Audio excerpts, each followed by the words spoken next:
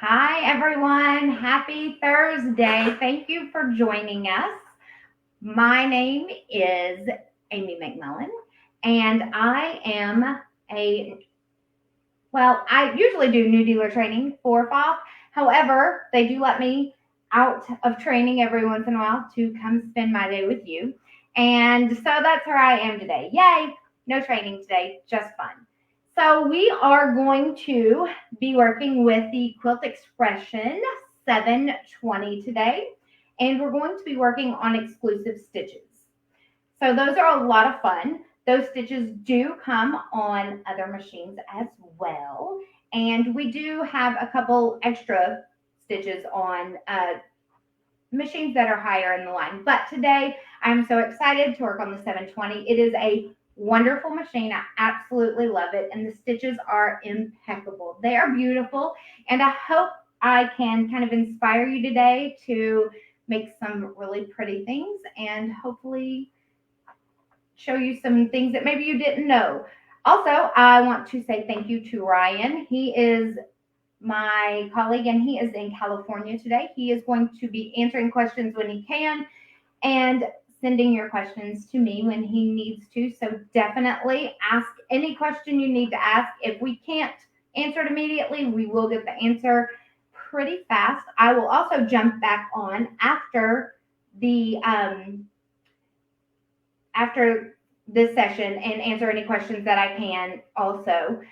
If you're watching with us today, if you will please just say hi, let us know where you're from if you want to. If you don't want to let us know where you're from, you don't have to let us know where you're from, but just say hi. Let us know what machine you're sewing on or maybe what machine you want to sew on. And then if you're here for the cha-chas, maybe drop a heart in the comments maybe because we did kind of do a sneak peek for those. They are beautiful. I will put more pictures up later, but let me get started. So the first thing that I want to talk to you about today are ribbon stitches. Ribbon stitches are so awesome. So they add a lot of texture and a lot of beauty, and they just really make your project kind of pop and stand out. And that's what we all need because, we all want to kind of be one of a kind and feel special. So ribbon stitches are there for us. They really are. I'm going to show you single ribbon stitches and then I'm going to show you the triple ribbon stitches. We do have double ribbon stitches, but for time's sake, we are going to kind of skip over the double ribbon because by the time we get to triple ribbon, you'll be a pro at it. So let me switch over to my machine and we want to go into our stitch menu. And in our stitch menu, we're going to go to menu 8, which is the stitch techniques. So this is our category, and our subcategory is going to be 8.1, which is ribbon stitches. So we can touch on that. And our single ribbon stitches are all of these beautiful stitches. They are so gorgeous. Today, I think maybe we'll do stitch number 3. It's cute. Okay, so a couple of things that I definitely want to talk to you about are, number 1, we have a foot recommendation, a presser foot recommendation right here, which is the 2A foot. We are currently using the 2A foot, so we are ready to go. The second thing I want to show you is that we do need stabilizer for this stitch. We need stabilizer just because we are using a technique and it's going to be moving around on your fabric and you just want to make sure that your fabric isn't really kind of getting jumbled up as we're sewing. Also, I want to show you this stitch. So a couple of things that we want to do when we are doing ribbon stitches. The first thing is we always want to engage our needle down. So I'm going to touch that button. And what that button does is basically it engages your needle down, obviously. But as you're sewing, your needle, every time that you stop sewing, your presser foot will lift to pivot height. So it will allow you to move your fabric underneath, but it will keep your needle in your fabric so you're not losing the spot where you're sewing. That is very, very important when we are doing ribbon stitches. because we are going to be moving all over the fabric. And we also will have some stops built in. So these are exclusive, like I said, to PFAFF. You will not find these stitches on any other brand machine. So that is awesome. We love it when we get exclusive things. Also, they have built-in stops in the stitches. So what does that mean? What does that mean to you and me? To you and me, that means we need to really use our start-stop button instead of our foot control. The reason why is because the built-in stops are there. And we don't know when the Quilt Expression 720 or whatever machine that you are using today is going to stop. So if you're using your foot control, sometimes, you can get a little, I don't know, you can get a little confused. Did I stop? Did the machine stop? Who stopped? We're going to eliminate that, and we're just going to use our start, stop button. So that is another thing that I want to let you know. Also, when we're doing our ribbon stitches, if you will look at this ribbon stitch picture right here, first of all, is this little guy not the cutest? He's like sitting on the edge of the ribbon stitch. It doesn't get any cuter than that. It really doesn't. I love him. So I like to think that maybe he's like putting his feet in the water. I don't know. It's summertime. I'm at the beach already. I wish. So if you will see how this stitch begins, it automatically will go down at an angle to the right. So at an angle to the right. So that's how we know how to place our ribbon when we do begin stitching. So without further ado, I'm going to kind of put you on the bed of my machine. You should see now. I'm going to grab a ribbon, and the first thing I want to do is touch my start stop button because it does need to stitch out the first progression in this stitch. So let's go ahead and touch that, and we will get that started.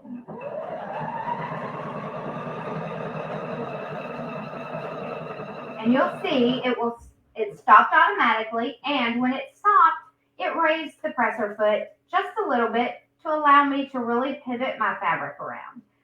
I love that feature. That is so cool. Now, my stitch did go down to the right at an angle, and that's how I want to place my ribbon, to the right at an angle. Also, let me kind of lift this presser foot just a little bit for you. I'm not sure if you can really see that well, but what I'm doing is I'm really putting that ribbon up against that needle. I'm not putting it up so close to the needle that it's hugging the needle or it's wrapping around the needle. I'm just touching the needle with the ribbon because you do want it to be stitched down. And if it's not touching the needle, then you're not going to get a good stitch on that ribbon. So once I've placed my ribbon, I'm going to touch start stop again, and it's going to stitch to the next progression, and it will stop automatically. Now, we are back in pivot height. I need to bring my ribbon over to the left angle now. So to do this, what I usually do is I take my stylus and I will actually fold the ribbon. You do need to fold the ribbon and then pull it up against your needle one more time. Go ahead and touch start stop.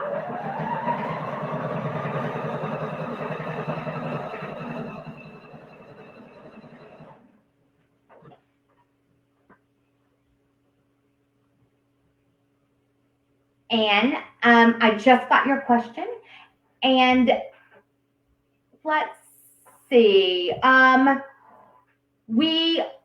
of the Icon 2 stitches I can show you. They are on some of my samples behind me, and I will be more than happy to show you if we have time at the end. If not, I can post pictures of them. The Icon 2 exclusive stitches are much like the Expression 720 stitches. They just are a little more ramped up, kind of taken to the next level for you. But we absolutely will kind of talk about the Icon 2 stitches as well. So for my next part, I'm just going to do a couple stitches. Notice that I did fold my ribbon over, and I'm going to put it back under the foot and up against that needle. Let's press start, touch, start, stop again.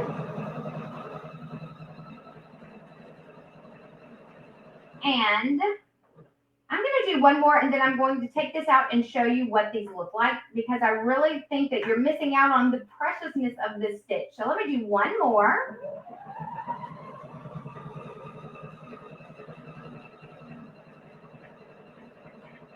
And then I use my thread snips to go ahead and cut my thread because we love that. And look at how cute this little stitch is. That is so precious. The little guys, they're still sitting on the ledge of my ribbon. They're just having a great day. Is that not the cutest? So I love these stitches.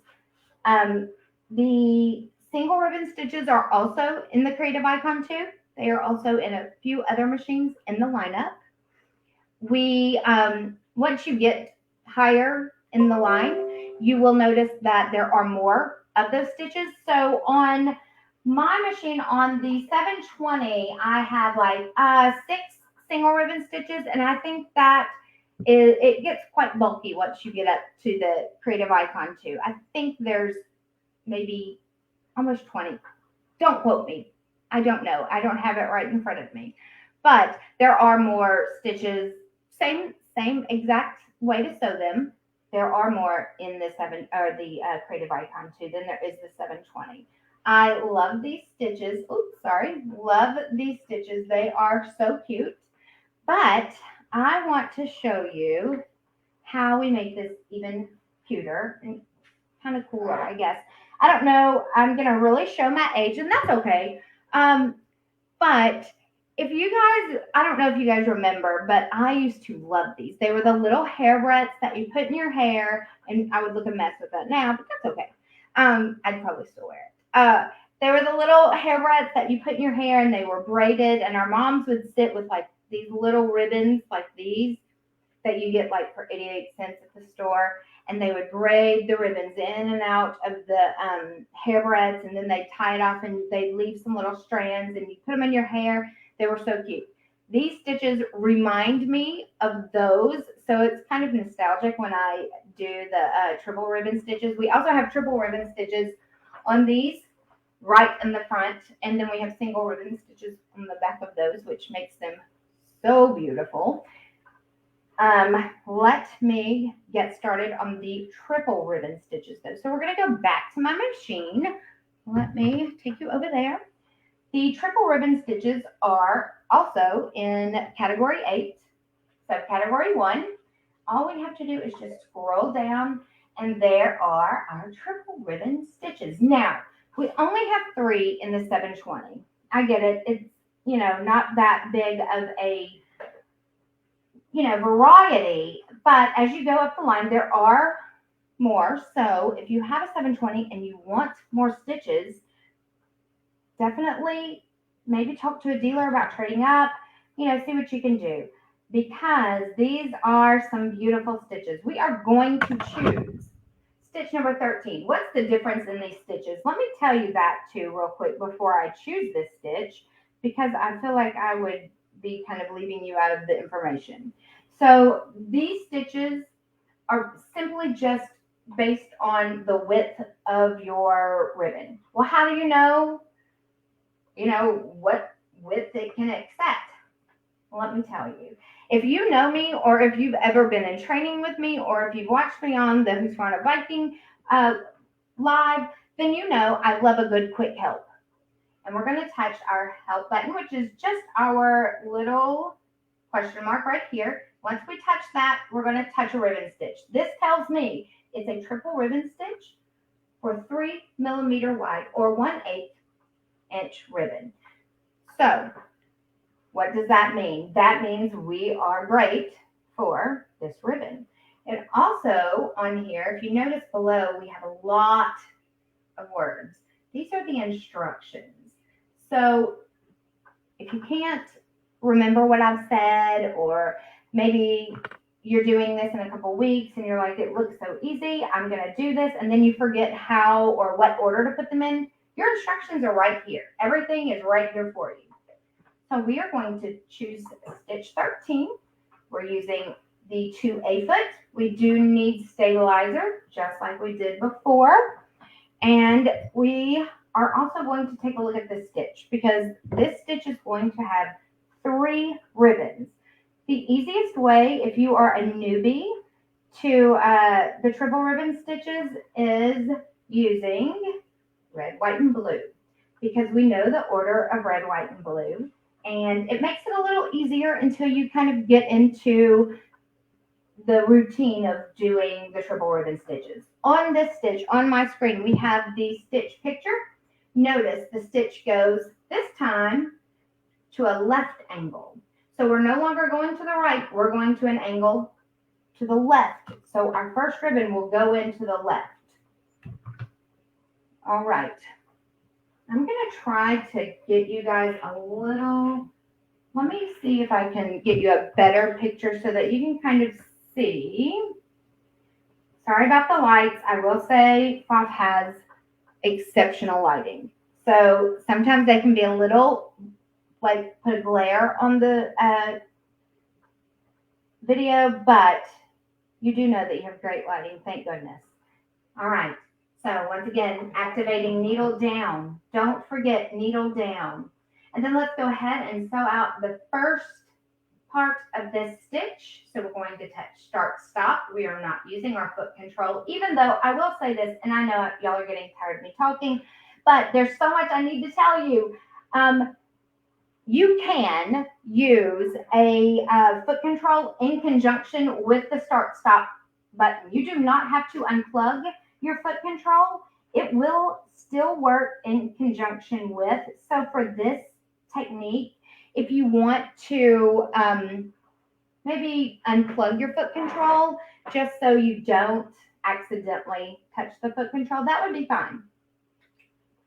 But if you've got it, you've got it, and you don't have to unplug it at all. We sewed out our first part of the stitch. So red, white, and blue, red goes first, right? So we are going to put that at a left angle, because remember, that's how our stitch began, was at a left angle. Let's touch start, stop. Well, let's go. Let me start that over, because I don't really like that. I don't think I had my ribbon close enough. So see, it's okay. If you mess up, we're just going to start again. It's that easy. Let me show you too. There is a stitch restart button. So if you mess up, pushing up here, we're going to restart, because we do need to have that, that beginning stitch. It does need to stitch out. So let's go ahead and needle down and touch start, stop. Okay. Let me get that up again. I think maybe mine wasn't up against my needle very well. So we're going to try it again. Touch start, stop. Yay, there we go. All right, so red, white. White is next. We have to go to the other angle. So we have to go down to the right with our white. Let me see. Hopefully y'all can see that. I know there's a glare, and I am sorry. So let's touch start, stop. Okay, now our blue. So we want to put our blue in. Now I know this looks weird, because we have 2 ribbons going to the left, this white ribbon going to the right. It looks very confusing, but I've got you. Don't worry. Okay. There's a couple rules we need to remember here. You never want to have 2 ribbons on the same side. Okay? So I've got 2 ribbons on this side. That means I have to move one of these ribbons to the right side. Okay, how do I know which ribbon? Well, I know right now because we're doing red, white, and blue, right? But if I was not using red, white, and blue, a general rule is always your top ribbon on the double side. So your top ribbon will be the next in line. So my top ribbon is red. I'm going to fold that over, bring it across my needle, touch, start, stop. Okay, so now I have 2 ribbons over here, right? I have 2 ribbons to the left, 1 ribbon to the right. 2 ribbons to the right, 1 ribbon to the left. So I need to bring my top ribbon, which is my white, fold it over under the presser foot, up against the needle to the left-hand side. And we're going to touch start, stop. Then I'm going to do my blue. Touch start, stop. Now red, because it's at the top. Hopefully that made it a little easier to remember kind of how to do the red, or not the red, white, and blue, but the triple ribbons, because I used to really struggle as far as remembering, oh my gosh, what ribbon goes next, especially if you're not using red, white, and blue. I will also tell you this, when you're sewing triple ribbons, don't stop in the middle of that project, because when you come back, it's going to be really hard to remember where you were, and it's just make it easy on yourself. Finish the project right then. It's a lot easier that way than coming back and trying to figure out where you left off. Okay, we're going to do one more. And I'm going to use my thread snips. We're going to snip those threads. And look at the little, that is so cute. Now, if anyone else remembers those barrettes, please comment below and let me know you remember them too, because sometimes I feel like maybe I just made that up in my head. So if you remember the little barrettes, and literally our moms would like tie it off, and then you would have the little barrette, like not with the fabric on it, but the little barrette like dangling. It was so cute, and they looked like that, and they were precious. Now, I do want to talk to you about the ends of this. Obviously, on a project, you don't want to leave these ends just like dangling, because that's not fun. You can sew it into a seam, obviously. That would be my first option always, is to sew it into a seam. But maybe you're adding the ribbon stitches after the project's been made. And I know that's a big no-no, and we probably shouldn't do that, but sometimes we do, and that's okay. So if that happens, you can always go ahead and tie a bow. So these have bows in them. I did add the ribbon before I finished the garment though. So the bows are just supposed to be there because they look cute there. But you could always tie off your bows, or you can sew them up underneath themselves and then clip off the ends. I will caution you to use spray check, or maybe to singe the end of the ribbon if that is if it's on a garment, or maybe a pillowcase or something that's going to be laundered, because your ribbons can begin to unravel, and that's not what we want. We don't want unraveling ribbons, because it's such a beautiful stitch, and we don't want to, ruin that. So definitely fray check or singe the end of your ribbons, because that's going to give you a lasting finish, and that's definitely what we want. So I love the ribbon stitches. If you've used the ribbon stitches, post a picture. I never get to see pictures of anybody's projects. Post pictures below in the comments. I'll leave pictures of all my stuff in the comments too, because I love to just kind of talk to you guys and see what you're making and all of that fun stuff. So any exclusive stitches at all that you've used, post me a picture in the comments. I love it. Also, while we're talking exclusive stitches, we're going to come back up here and we're going to change our menu. So I'm going to take you back to my machine. Sorry, it's a little crooked. And we want to go back to our stitch menu, and we want to touch our, we're going to stay in category 8, which is the stitch techniques. And notice we also have stacking stitches and floating stitches. So I have a little keychain back here with the stacking stitches on it, and I'll post that in the comments too, because I just thought it was really cute. It's a fun way to decorate. We're not going to sew the stacking stitches today, because we just don't have time to go through all of the stitches, and I have to show you the floating stitches because they are my all-time favorite, without a doubt. Can't live without them. They're gorgeous. So I'm going to rethread real fast while I'm talking to y'all. So we're going to go down here to floating stitches. And if you will notice, we had some, what looks like polka dots pop up. And these are magical stitches. That's what I call them. They're not really magical. They are also exclusive. So you're not going to find these on any other brand except for PFAFF. These are on the 720 and above. So once you get to the Creative Icon 2, you're going to get quite a few floating stitches. Today we have 10, but they're all beautiful. So I'm so excited. Literally, I'm going to come back to the front video. So I'm so excited. These are my favorite. I took a plain white fabric up here and did the floating stitches all over the fabric to just kind of make it look like it had a design on it. Oftentimes we feel like we are limited to the fabric that we purchase, and sometimes, it's just not giving us what we want. It's not what we're looking for. Or maybe, we have some white fabric or some black fabric or whatever color, it doesn't matter. Plain fabric in your stash that you just need to get rid of, right? Okay, so let's put some of these exclusive stitches on that fabric and make it gorgeous. Let's make it our own. I know as sewists, we love to think about designing our own fabric.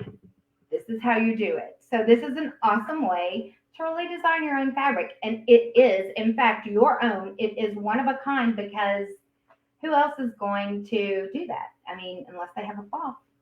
Nobody. So I'm going to show you the floating stitches. There's 2 ways to do these. And I'm going to go back to my machine. Let's choose stitch number 1. So we're category 8, subcategory 3, stitch 1. For these stitches, you will see right up here, and I know it's kind of blurry, but if you're following along at home, you see it as well on your machine. It is a presser foot that has a little icon beside it. It looks like it's a plus icon. Sometimes it might be a question mark icon, whatever it may be. That is telling us that an optional presser foot is needed. We are not going to use our 2A foot. We need to use an optional presser foot. How do we know? So let's go back to our stitch menu and let's touch our question mark again. So let's get some help and choose stitch number 1. It tells us it is sewn with the bi-level guide foot. So that's the foot we need. I love the help. I love the question mark because anytime you are questioning what's going on, what is a stitch, what is this icon, I don't know what it is, check that question mark and then touch the icon that is in question and it tells you exactly what it is. So you don't have to Google things. You don't have to go find a manual. It's right there on your machine. That's why I love PFAFF so much because they make it so easy. So also directions are on here as well. It does, okay, so the Quilt Expression 720, excuse me, I got tongue-tied, does not come with the bi-level guide foot. However, the Creative Icon 2 does come with the bi-level guide foot. It is an optional purchase, or you can also sew it with the 1A foot. Today, I'm using the bi-level guide foot, which is this foot right here, and you'll see it has the guide right there, which is directly in the middle of this foot.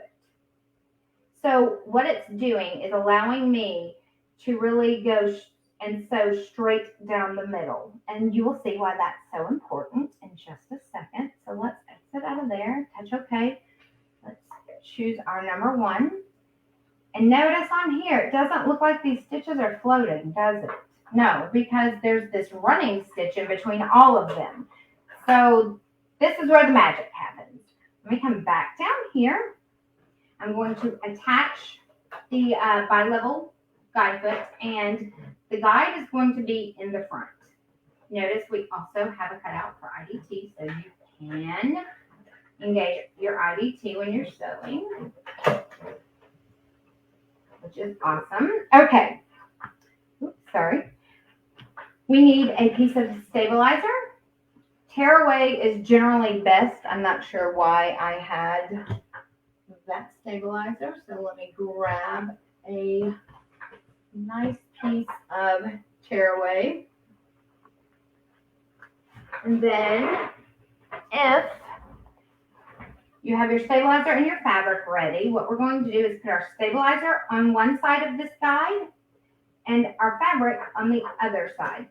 We need the stabilizer to be on the right-hand side and the fabric to be on the left-hand side, always, when we're using this technique. We do not need to use the start-stop function for this. I do, and the reason that I do is because when you are using the start-stop function, your sewing machine is going to sew at the same speed the entire time. So you don't have to worry about inconsistencies in your stitching, because when you're using your foot control, sometimes if you are changing the speed a lot, you can get stitch inconsistencies. I prefer not to have those inconsistencies, so I'm using the start-stop button. I'm also going to engage my needle down to make sure that I have everything placed properly. If you can see, the guide is right here. I'm going to try to point that out to you. On this side, the right side, I have stabilizer. On the left side, I have my fabric. I have also, you have to take your fabric and make sure that you fold it wherever you want this stitch to appear in half with the right sides together. So right sides together where I want the stitch to appear. If I want the stitch to be on the edge, then I will put it right there on the edge. All right, then we want to lower our presser foot and touch, start, stop. And you'll notice that when this is sewing, it's going to look kind of strange, but this bi-level guide foot is really going to keep you in line with where you want your stitch to be placed. And you're going to have half of the stitch sewn on the stabilizer, the other half of the stitch sewn onto the fabric. So I'm so excited to show you all this. Honestly, I feel like a magician when I show this, and I guess I probably impress myself more than I impress most people, but that's okay. This is so much fun. All right, I'm going to touch my thread snips, and we are going to end. All right, so what I have stitched out looks like this. I've got stitching on the wrong side of my fabric and on some stabilizer, so it doesn't look real impressive right now. But if I take my fabric and I pull it, that's when the magic happens. And this is why I love these stitches. Is that not the coolest? It took this to this. So a couple tips when you're using these, because these are, I'm telling you, these are my absolute favorite. They're also on this little sign back here. That's why it's back there. I know it's not fall. I know it's still 100 degrees outside. I've not lost my mind yet. But these stitches are on this ribbon. So I have this regular store-bought ribbon, and it just was not giving me fall much at all. And I thought, how cute would some orange circles be on this ribbon? They kind of look like pumpkins though, don't they? From afar, they could totally be pumpkins. And it really just jazzed up that ribbon and made it kind of something nobody else has. And we all love having something nobody else has. And these stitches are they're just magical. I love, love, love them. There is another way that you can use these stitches as well. And I want to show you that way. So we're going to go back up. We don't have to use the same stitch. Let's go back to our stitch menu. And let's do the diamonds. They'll be fun. So we are stitch category 8, subcategory 3, stitch number 4, which are the diamonds, floating stitches. And we are going to take 2 pieces of fabric. Say you're a quilter. I am a garment maker, so I would use this when I was maybe piecing a bodice and straps together, or just piecing clothing together. Also, obviously, in a ribbon. Back to school.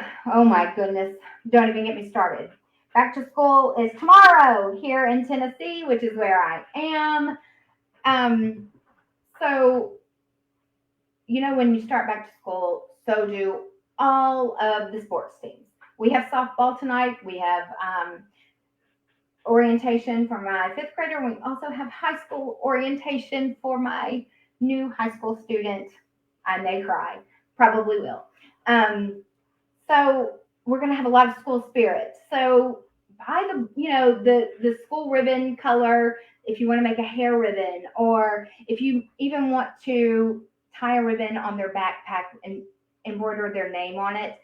Buy a blue ribbon, say their school colors are blue and yellow, and then do the yellow floating stitches. It would be so cute. I promise you, somebody's going to ask where she got the ribbon, and they're all going to want to know how to do them, because the floating stitches are just amazing. They are so amazing. You can put 2 pieces of ribbon together. So you can buy a yellow ribbon and a blue ribbon, put them side to side like we're getting ready to do. Do a floating stitch down the middle, join the ribbons together. You have a totally unique ribbon. You have so many options. There really are. You could get way creative with this stuff.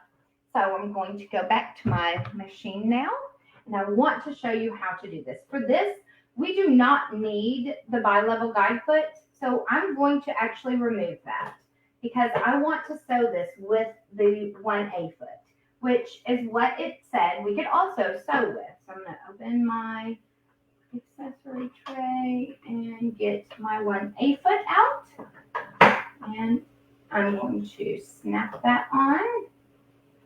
Oops. And engage my IDT. So how do we do this? Once again, we want to put our 2 fabrics right sides together, and wherever we want the seam. So if we want the seam to be on the edge, which I do, I don't know why you would want a seam to be in the middle, but you do you. I'm going to sew this down the edge where I want my seam to be. I know we're just sewing it on 1 piece of fabric, but again, I told you it's magical, right? Okay, here we go. Let's engage our needle down. Let's touch start stop, and let's begin sewing.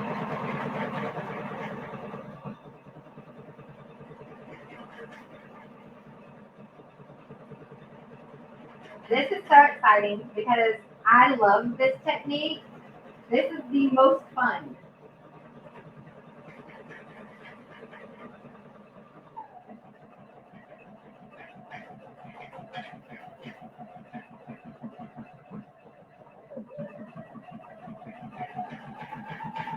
Then I'm going to touch my thread snips, and we will end so I can show you, because right now it's not that impressive. It's just going to be these diamonds.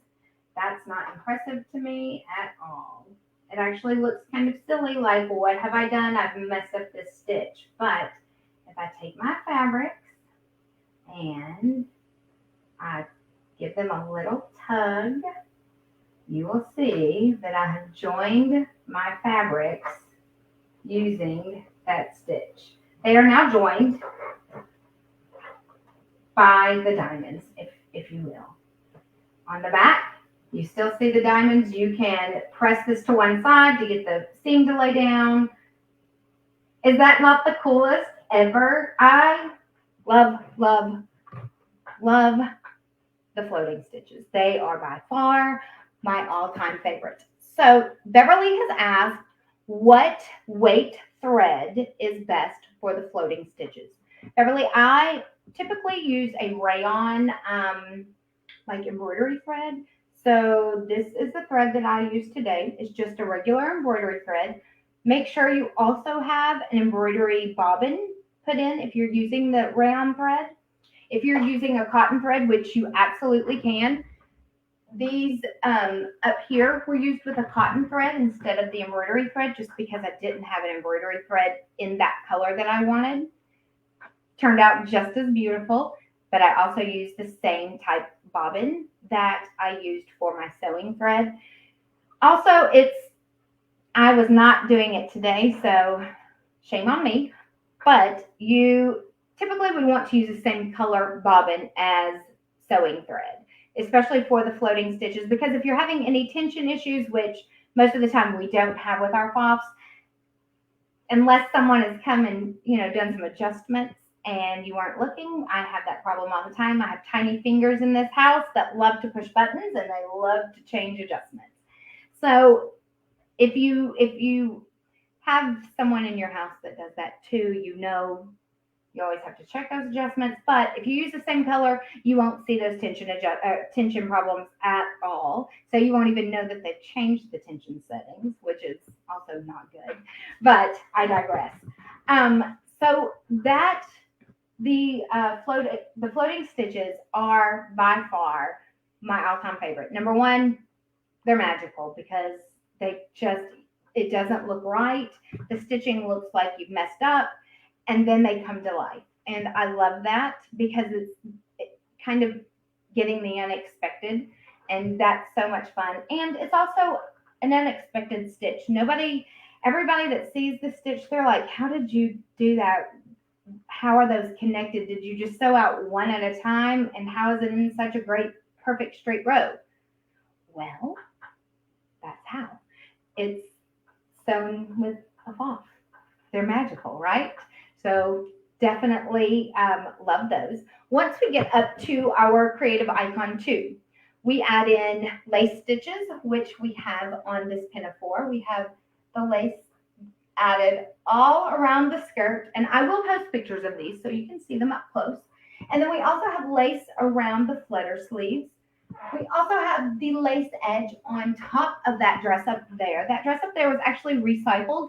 I made it for my daughter, my 5th grader, when she was a baby, and it had a bib collar on it, and it was embroidered with her initials. So I was using it for my niece who was with us last summer, and I had to take off the initials because her initials were not the same. And so I just added the ribbon stitches to the top, and you would never know that it was a recycled dress at that moment. I added the lace edge stitches to the top. So once you get to the creative icon 2, you do have lace edge stitches, which are phenomenal. You don't have to buy lace anymore, so that's great. For lace edge stitches, I would suggest you use a heavier weight cotton thread because they are going to be off of your fabric. You also need to use a water-soluble stabilizer when you're doing those. You also will get radiant stitches, which are beautiful, and they are sewn. They're meant to sew like on a curve, basically, and they're staggered. You can stagger those stitches. There are tutorials in your creative icon too about how to sew those radiant stitches because they are magnificent and they're beautiful. Also, let's see, you get double or single, double, triple ribbon stitches. You get the stacking stitches. You get lace edge, radiant, floating, and I may be missing another one. You get a lot. Anyway, on your 720, you have beautiful stitches. They are absolutely gorgeous. I love the 720. It is a favorite machine of mine. It is easy to use. It gives me all the control that I want when I'm stitching out my projects. I adore this machine so very much, and I adore these stitches so very much. If you have any questions about anything that we've gone over today, please leave them in the comments because I will be back in a little bit to answer all of your questions and to leave pictures of all of my projects. Also, since it is back to school time, if y'all are going back to school, let me know what grade you've got your kids, your neighbor's kids, your grandkids, your niece, your nephew. Let me know what grade they're going into or maybe what you're going to make them special for back to school. because I'm getting ready to send mine back. Yay! That's a mom moment for real. It is. So thank you so much for joining me today. I have had a great time showing you these stitches. I hope you fell in love with these stitches, the ribbon stitches and the floating stitches, because they are beautiful. They will give you those one-of-a-kind projects that nobody else will have, and they are all going to ask you how you made them. So please have fun with those. I hope I inspired you. Leave a comment, inspire me. If you're watching on the replay, please comment replay. Also, our next PFAFF Facebook Live is Thursday, August the 18th at 2 p.m. Central Time with, drumroll please, Karen Charles. She is amazing, and she is going to be exploring the Grand Dream hoop and other specialty hoops. Do not miss Karen Charles. She will definitely give you a whole hour's worth of just good tips, techniques, hints on ways to do special things. Also, the next My Sewnet Live is Wednesday, August the 10th at 2 p.m. Central Time with the beautiful Mickey Hudson, and she will be educating us about super designs. So definitely do not miss those Facebook Lives. We love doing the Facebook Lives for you. We love interacting with you. Please make sure that you comment replay if you catch us on the replay, or ask us any questions. I will be back to answer all of your questions. I'm also going to post pictures of my projects, and I hope you will too. Have a great day. If you're sending your kids back to school, have a great day tomorrow too. I know you will. I will. So, or if you're sending them back next week, whenever it is, hopefully you don't have to do any back to school shopping this weekend. That'll be good. Have a great weekend, guys. I will see you next time.